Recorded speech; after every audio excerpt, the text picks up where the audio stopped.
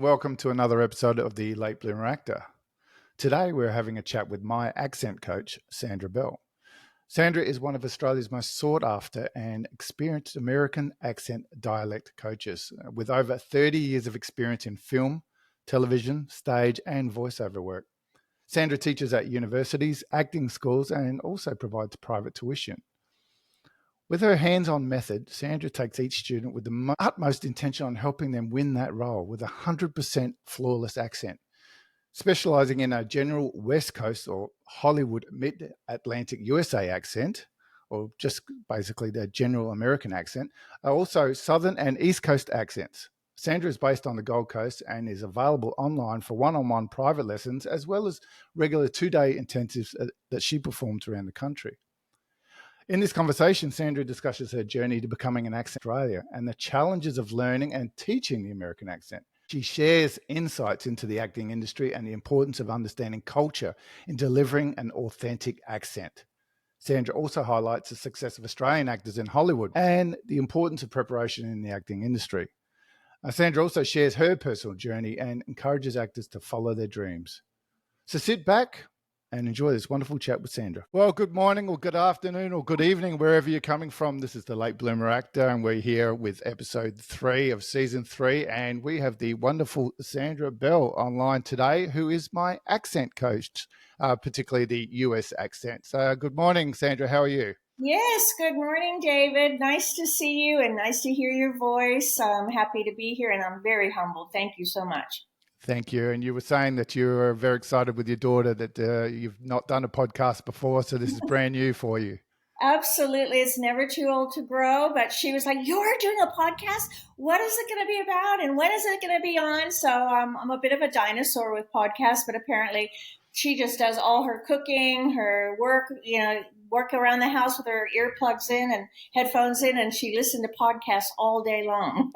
I like it in the same boat, trying to catch up on all my shows. So, Sandra, before we go into the nitty and gritty of things, just for our listeners out there, can you just give us a bit of a background of who you are and where you came from and what led you to become an accent coach here in Australia for, I believe, just hit 30 years? Absolutely. What a milestone. I didn't have any intentions of ever moving to Australia when I was about 12 or 13 years old. I wanted to be a model and an actress in LA and pursued that dream and started working on soap operas back in the 80s, Days of Our Lives, doing TV commercials, starting to audition for movies like with Charlie Sheen and things like that. And then my girlfriend did a modeling gig in New Zealand and asked when she came back if I'd like to come back and go with her to Sydney, Australia. Well, that has been one of my dreams forever. So that's what I did. I followed her and worked in Sydney for quite some time and ended up in Queensland. I got married. I'm married an Aussie. I have 2 Australian kids who are in their 20s and 30s. I was doing a gig on a series back in the 90s called Time Tracks. I was a reporter where they needed, actually it was for the HBO. They needed to have the bit parts had to be a fully flawless American accent. So they hired me because obviously I was an actor and I was a real American. But then on one of the episodes, one of the dialect coaches who was working on the show wanted to go home for Christmas. She'd been working 14 months, and they're very long, grueling days, as you know, on set. They're 12-hour days. She wanted to go home to Milwaukee. She was American, didn't want to come back for the last 6 weeks of shooting. So she asked me if I would be interested in working the last 6 weeks on the show. And I said I wouldn't have a clue how to teach an Australian how to speak with an American accent. She said, "Don't worry about it. I'll teach you." So my first actor was John Orchik from Taffeta, and he always plays the bad guy, and he had a brilliant American accent. So he was a breeze, and I've worked with Holly Breesley, a lot of other people that they would cast who had great acting abilities from Home and Away and just Neighbors and things like that, who could do a really good American accent.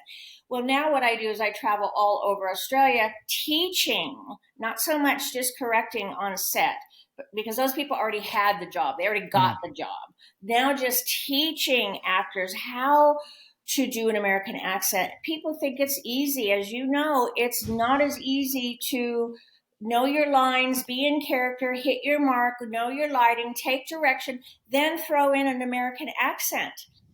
And we are quite different in how we speak. And we can go into that a little bit later about inflections and how we sit on our R's. Where Australians, everything, the R's become A's, like, oh, that's much better instead of better. So And just a little example. Yeah. We're So getting you in the know car. firsthand, you've been one of my consistent, regular clients who is someone who has grown completely over the years, but it takes practice. It does. And we will certainly talk about that. And my biggest problem with nailing the American accent is that lack of consistent practice. You know, you can't just go and do the weekend course and then say, well, I can speak American now. It's Yes. something you have to do every day. The same as our acting, isn't it? We can't just go and do a course and then be a great actor. You've got to keep that muscle going, so to speak.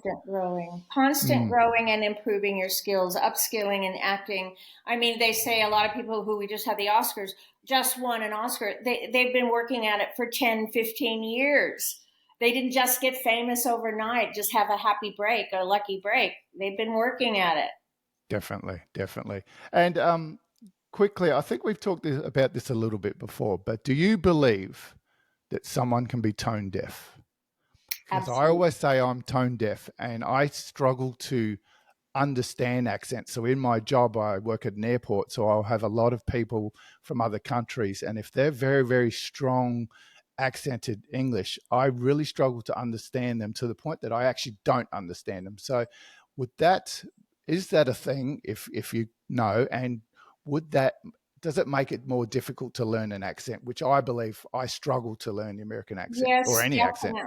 definitely. One of the questions I ask at the beginning of a workshop: do any of you play an instrument? Because knowing sounds and tones will greatly help you learn a dialect. But if you're tone deaf and you don't hear it, that is the biggest problem. Is I can't correct somebody if they can't hear it.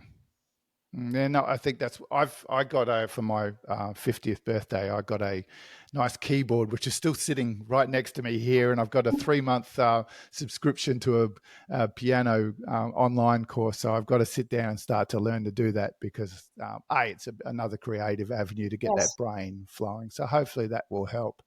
But Sandra, you said you're a little bit of the acting side of things. Do you still get to do some of that here in Australia now? I do get called quite often because as we get older, there's far few of us left in the acting community. In fact, this morning, somebody just paid a deposit for a course I'm doing in Adelaide in May, and she said, "I'm 70," and I said, "So what? 70 is the new 50." We never stop growing. Don't ever stop growing. Don't ever think you can't do something. In fact, a lot of people who have been in my workshops are up in their late 60s or early 70s. And they're killing it. They're smashing it because they need characters. They need older people. We do exist in film, believe it or not. Yeah, definitely. And I like to tell a lot of actors, they say, I haven't had any auditions for a long time. And it comes in waves, I feel, for character types and ages and backgrounds and everything. So this year could be the 20-somethings year, and that's all you see. And then next year it'll be the 50s and the 60-somethings. So you've just got to wait for your wave to roll around. There's definitely been highs and lows over the last 30 years. Right after 911, I couldn't even get an actor, to do an American accent because there were no American productions in Australia. The Americans are afraid of flying so far away. They think a 14-hour flight from Brisbane to LA is just, you can't be on a plane that long. Well, forget about it after 911. Nobody wanted to get on a plane, let alone go on a plane to Australia. Yes. So there was about, I have to say, 7, 8, 9 years where I just wasn't working. I would get the odd person who just wanted to come, and maybe I did a lot of work for QUT, Queensland University of Technology, because they did a lot of the third-year drama students did American plays. Nice. It's good to see that the universities have changed a little bit in that styling to bring in more of the contemporary what is the business in acting today, as in they've introduced, camera work and film work and American or accent work as well. That's good to see, isn't it? It's fabulous, yes. Because Connor's just started, and you've trained my son Connor as well. So Yes, I have. He's he's great. in week 2 of his Flinders University drama course now. So Fantastic. Tell him I said hi. Yeah, he was brilliant. Those young ones, they're like sponges. They watch so much American TV, they just pick it up so easily. I just turned it on, and the other day I've got your sitting on the table here. I've got your American accent sound. It just sitting here, and one Yes. of my sons picked it up and he started reading through the words, just going, "What's this?" And I'm just going, "He nailed it." And Yay. I'm They just going, do. "That's not fair. That's not Yeah. fair." So talking about your accent training, so I trained with you back in 2017. So I that's know. how long I've been pushing for it. And I'm certainly going to get back into I think we need to do the monthly classes and just keep it up and Yes, get that it does ball help, or rolling. even So, 6 weeks, 8 weeks, just to keep mm, it up, because it'll take you a good 15 minutes just to get warm up, get your head back into thinking of that American dialect. I always say, when you have been taught to ride bike number one, that's what your brain wants to do, is get on bike number one. When all of a sudden you have to get on bike number two, your brain is fighting it. It doesn't mm, want to ride that other bike. And sometimes you have to take 15 minutes into a half-hour lesson just to tell your brain, it's okay. We're going to start saying fast and dance instead of fast and yeah, dance. definitely. So I'm curious to know, how's your teaching methods? How do you approach your teaching methods, and have they evolved over the years? So, what principles guide your coaching style? It's very interesting. People do ask me if I talk about this or talk about that. And I have found that my system works. I've been doing the same thing for 30 years. I've never been busier. I work on the parrot method, which is I say it and you repeat me, and we keep going, or you'll read a script and I will stop and correct you. I don't do the technical type of teaching, which a lot of accent coaches do, where they use a mirror and you put a cork in your mouth and you hold your tongue up to Mm, the roof of your mouth. That's a stock standard way of learning, which people say to me, oh, I don't need to do your course because I do an online American class and I've learned off that. And I said, but how do you know you're speaking it correctly? There's no one there to correct you. And it's so much more than just learning on an online course. Yes, that might help get you started, but there are things like intonation and inflections, which you may not know anything about because you're not around Americans every day. mm, How would you mm. know how fast we talk or what words to punch? So this is where individually I can help you and correct you as we go. And Mm. yes, a lot of my material might be over 20 years old, but I know within 5 seconds what your little issue might be.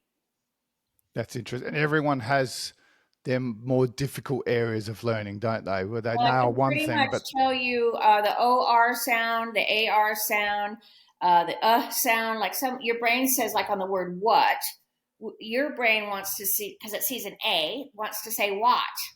mm, And that's how you phonetically would say it, what, instead of what. But how would you know that if you're doing an online course if no one's there to correct you? exactly, exactly. And I think one of the biggest things I took away from training with you is the discussion points on being American, or knowing the culture, so you can bring that into the accent. How important is it to grasp the concept, and how to overcome the complexities of having to maintain that accent? Yes, You that's a can't good. just learn the language, but you need to act For differently as well, sure. don't Yes. you? As a great actor, you do your character analysis. So whether you are going to do British accent or period piece, but maybe you're an American who lived back in the 30s, they had a slight British accent to their American Mm, accent. So you watch the old Cary Grant movies and Audrey Hepburn, they had a slight British accent.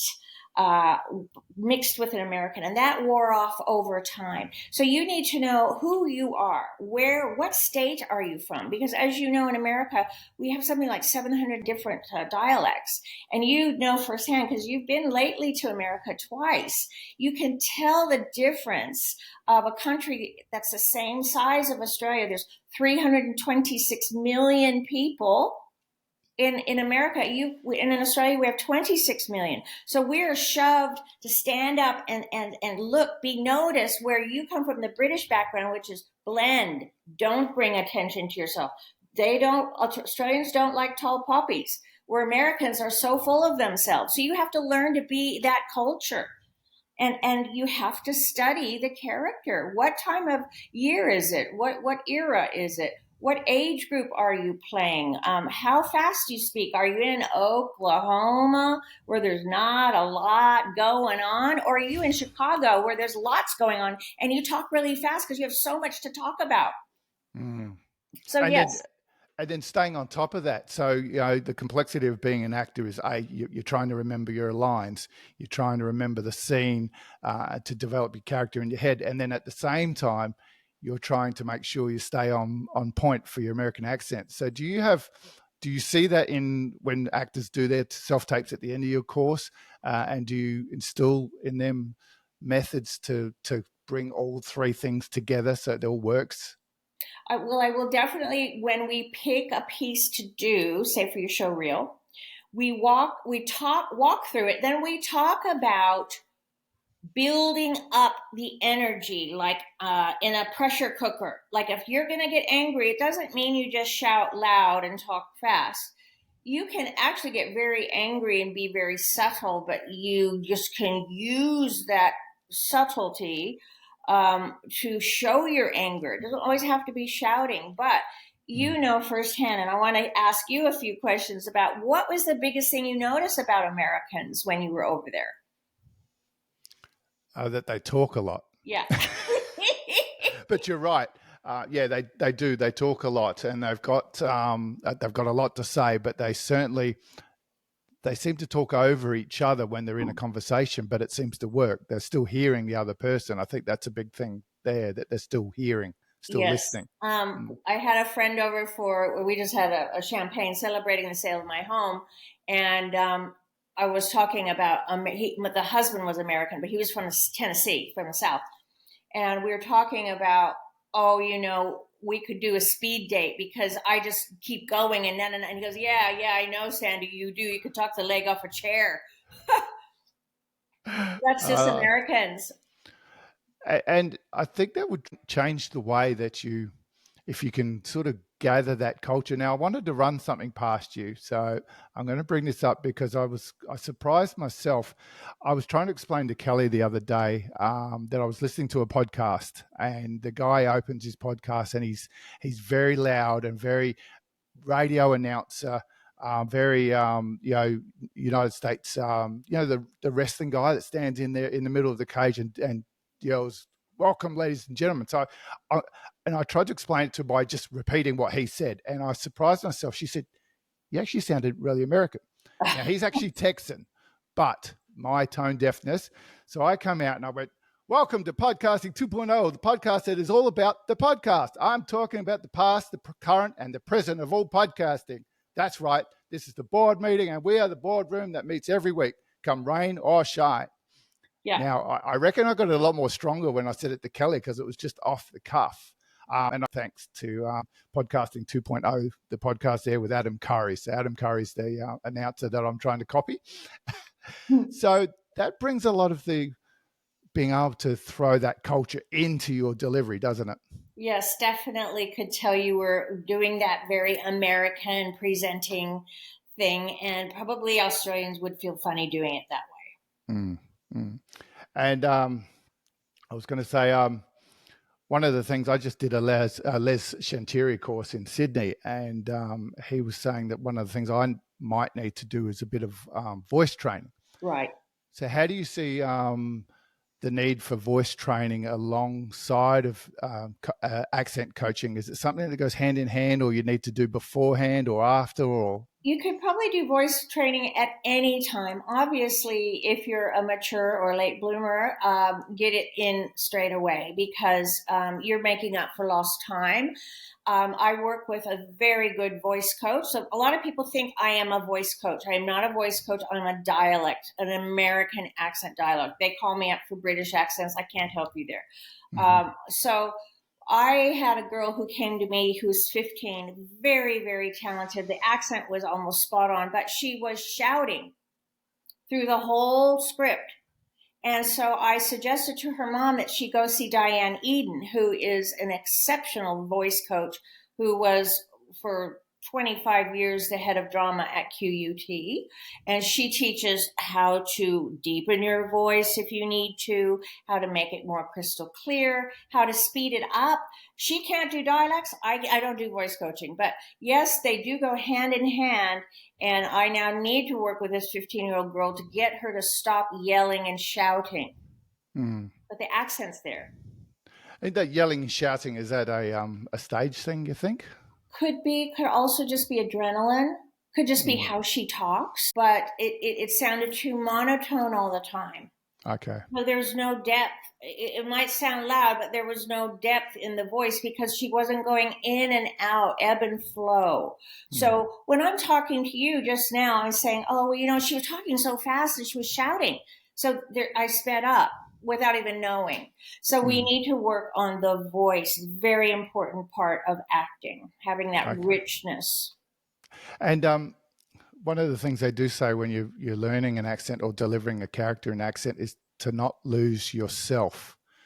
So how do we change our accent but still be me, still be my voice without someone, if someone heard it, they would know it was me. They need to know that it's still me as a character or me as the person delivering. Does that make sense? I don't know that I can really answer that question. Being in character, well, you look at Meryl Streep, who's done so many different dialects. She's wonderful. Yeah, I mean, but she even attempted the Australian accent is really, really hard to do. Not even Michael Caine could do it in Dirty Rotten Scoundrels. He sounded ridiculous. Put a shrimp on the barbie, or, you know, he just sounded like an Englishman trying to do an Australian accent. And Meryl Streep did, you know, Out of Africa. She's done so many amazing dialects, but she couldn't, when she did Lindy Chamberlain, she just couldn't quite get it. And if she can't get it, I don't know who can. I mean, I've lived here 35 years. My kids are Australian. My husband was Australian. So I try to say to my students, don't say, or I shouldn't say don't say, but try not to say better, say better.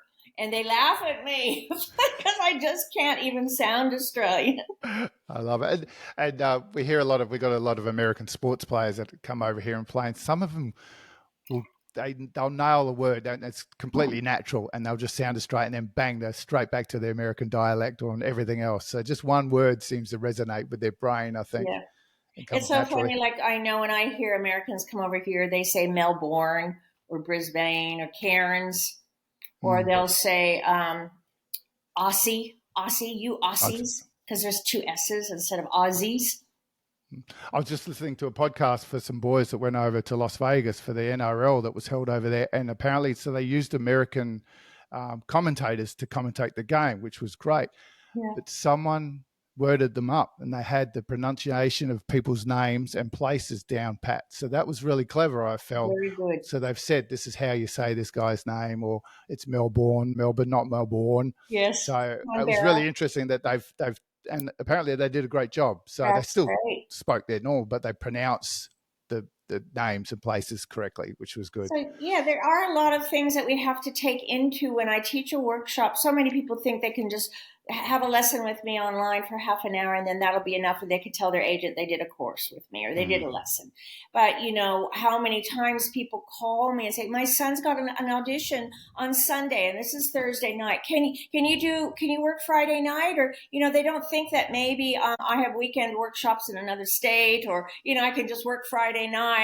So please, I say to people, don't wait until you get that casting. Please do your homework ahead of time. Don't think that you can nail an accent when then you do the lesson and they didn't realize how bad it really was. You've got to have it nailed down beforehand, don't you? And then maybe you might need someone just to tweak your audition, but you need to be able to walk in the room and be American. And I think Yes. most accent coaches say it, and I think you've said it too, that you need to be able to walk into a cafe and order a coffee using your American accent, and they turn around and ask you where you're from, how long you've been in Australia. Exactly. And when I used to teach for TAFTA, for John, I used to take, it was over an 8-week course. He had me in his 40-week course. And when I did the American for 8 weeks, one of the exercises, we went up to a big shopping center. We went into Athlete's Foot, and I asked them if they could try on some Adidas and some Nikes and some Pumas. And then we went and ordered a cappuccino and a latte, and really do it in the American accent and test the waters, test it out. But then I gave them a backstory. Said, you're from Long Beach, California State University. You're visiting here with your college. So in case they asked you questions back, you better know who you're supposed to be. I love it. And Connor does that quite often. He goes out and throws the accent out there just to see if he could trick people. And he smashes it, of course. Yeah. So with your accent, so you primarily teach they call it the general American, isn't it? So that's what we need for most TV shows, unless you're specifically playing a New Yorker or someone from Chicago. So how do you change your? Can you teach the other accents? I know you said you couldn't teach the British accent, for example, but are you able to train the other American accents, and what's the difference in those? Yes, well, especially in the South, there's so many different, like the Texans speak differently than people from Tennessee or Georgia. And in the Midwest, like they'll say Jack. I wanted to meet your mother. So that's kind of like a Wisconsin or a Minnesota or Chicago accent. They flatten out their vowels. People from Oklahoma, Kansas, those southern states speak very slow and with a real drawl. So you need to know, y'all, where you're from, first of all. You got to find out where your character's from. And then if you're from Texas, then you kind of go up a pitch and you say, oh, my daddy, he loves to buy me jewelry for Christmas. And then if you have someone like Ellen DeGeneres is from New Orleans, so she says y'all a lot. Y'all, how y'all going? So her accent being California has softened quite a bit. But it's very important. When I was at QUT teaching for Diane, we did August, Osage County. That was a 3-hour play. The 14 actors had to learn how to do their accent. And then I just taught another group from a theater group called Growl Theater, a Southern accent. One was from Alabama. And the audience wouldn't really know the difference. We do, but they had me come in and work with all their actors. The 3 lead ladies had 3 different Southern accents.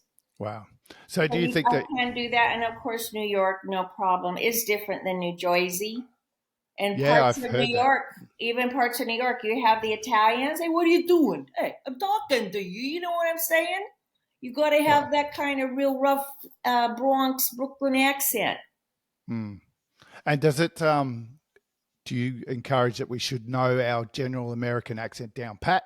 Yes. And then learn those side ones? Yes. I used to teach a master class. You had to do the 8-week course first at TAFTA, and then we went into a 4-week master class where we mastered other dialects, especially New York, which is actually easier for Aussies to do the New York accent than the Hollywood accent.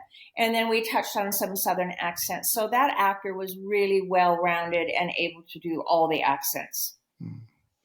Now, with your background and working in the film industry and helping actors on set as well, things have changed a lot now. It's more of a globalized environment, and we were coming out of the strike, so the productions are now coming back to Australia.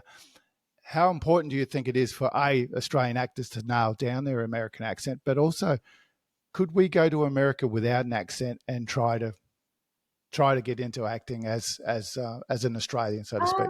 I think they love the Australians at the moment because their work ethic is so much better than the Americans. And I hate to say that, but this is why the Australians are getting so much work in Hollywood, because they don't show up hungover. They don't go, it's all about me, me, me, me, me. There's, they're grounded, they're humble, but they can put on their American hat and be in an American character, like Margot Robbie, Kate Blanchett, Naomi Watts, Chris Hemsworth. But all of those guys. Look at the guy, that gorgeous guy who did the Mentalist, Simon Baker. Yes. He was hugely successful over there. Nicole Kidman, like, it's so funny when you hear her talk and she comes out with this Australian accent, because it's their work ethic. So many people get caught up in the fame over there, like Charlie Sheen, and was doing grams of cocaine in his trailer. I mean, he could still work, but they don't want to take a chance. They want to know when they hire someone, they're going to have their craft. They know their craft. They've been on stage. They go work in the off season and do theater. They are committed to the craft. I love it. And that says a lot about how you should approach things as an actor, regardless of what industry or what area you're in, whether you're in America or Australia or London, etc. Sandra, I also read somewhere that you are the voice for the Zova Fit app. Yes. Which is an Apple app, I believe. Is that correct? Congratulations on your journey with your fitness. You're doing so well. Yeah, so someone said to me the other day, they said, "Oh, you're looking great." I said, "I reckon I'm looking hungry." So it's a long journey. So it's taking on something, no matter if it's acting or your weights, and that's going to help you have stamina on those long days. It's gonna, each one helps each other. Like I say to a lot of my younger people, learn martial arts, learn to do your own stunts, learn a dialect, learn how to do cold reads. Do whatever you can that's going to help your performance. But in your overall health, like you said, I wanted to lose the weight for my kids as well and my wife. So it's a lifestyle change. Definitely. And the camera puts on 10 kilos. So if I can lose 20 kilos, then I've got more chance. And I think they were saying, I was told one time that I struggle to get roles because I'm so tall. Whether some people go, "Oh, that's crap," but I've been told if you're too tall, you're going to overpower the actors, the primary actors, and you can't get that 20-worder. So, but I can't do anything about my height. But if I can lose a little bit of weight, look a bit better on screen, and don't have the dad bod, so then so be it. So that's what we're doing there. Well, you just have to follow your dreams. If you're tall or short, this is a lot of reason why they don't use female models, because so many of the league men are only 5'8". So unfortunately, you better make sure your acting is down pat, your skills are there, and just follow your passion. Look, David James Elliott from JAG, he's super tall. Didn't stop him having a successful series for years. Definitely. So I wanted to ask a quick question in relation to you doing the Zova Fit app. Is there a difference when coaching for voiceover as opposed to on-screen performances? Is there a difference that we need? There is a slight difference. You would know from doing podcasts. When I used to read a lot of pages for, say, muscular dystrophy, we would do a video on how to teach your child how to swim because of the disability. So you do tend to read that with a different kind of a voice. So now you put your arm here. Make sure you don't push it too hard so it's uncomfortable. So do you see the difference in the sound? It's almost a tutorial sound, a tutorial voice, as opposed to just a casual conversation. Interesting. And across those different mediums, so voiceover, TV, film, and maybe even stage, do you have a favorite that you like to teach? I would say I don't teach much voiceover. A lot of those people just go on and do it. Like if they're going to do a voiceover for a product that's invented in Australia and they're doing a corporate video to send over to America, because they can't understand the Australians at all. So if it's an Aussie product, they need an American voiceover. So I like to just mainly focus in on the acting. It's 10 o'clock. Oops, sorry. I like to practice in on the acting part. Awesome. I love it. Now, I want to just quickly bring it back to you for a question. In March of 2023, for the International Women's Day, Porsche Centre in the Gold Coast invited a selection of female customers to a private photo shoot to celebrate women with drive. And you were one of those women with drive. You were mentioned in the feature. And you mentioned that that you believe in the power of following your dreams and challenging the status quo. How do you instill this mindset in your students, especially considering the competitive nature of the acting industry? And I totally congratulations on getting that. It was a thank great you. article. That was really a lovely write up. I was not expecting at all. I would say that you have, and I totally believe more and more each year I get older in manifestation. You need to manifest from the time you're young in anything you do and totally believe it in your gut that it is going to happen. Whether it's, I sold my house after 29, 30 years. I don't know where I'm going because I had to get the money first to go buy the place where I'm going to go to. I'm just sometimes having a little bit of a panic attack, but I'm kind of just trusting the universe and I'm manifesting the place that I want to spend the next trimester of my life in. I'm trying to manifest that. And I think that's with acting. You have to see it, believe it, do whatever it takes to get you there, and taste it, smell it. If it means learning an American accent because you're dying to go to LA or you want to work on an American production, do it. Bite the bullet and do it. Follow your dreams, as they say. Yes, definitely. And with you celebrating 30 years of accent training in January of this year, what reflections or key lessons have you gained throughout your remarkable journey as an accent coach? Don't be surprised at where you end up. I never would have thought in a million years I would be teaching Australians how to speak an American accent. I always knew I would find a niche in something that I did because when I was modeling, that's what got me to Australia. Then got older. I didn't continue on with modeling. Then I got into acting, and my whole thing, I was working on a children's series for 6 months with Peter Mockery called Cyber Girl. That then spurred on to some other things. So you just have to trust that you will end up where you're meant to end up, but you've got to put the work in. It's not hard. It's super competitive. You've got to put the work in acting. You've got to have that passion. And you've got to love it. Yes, don't you? So absolutely. The day you stop loving it is the day you probably should give it up. So, yes. And so Sandra Bell's not going to give up accent training. You're not retiring on us on any time soon? No, why would I? I love it.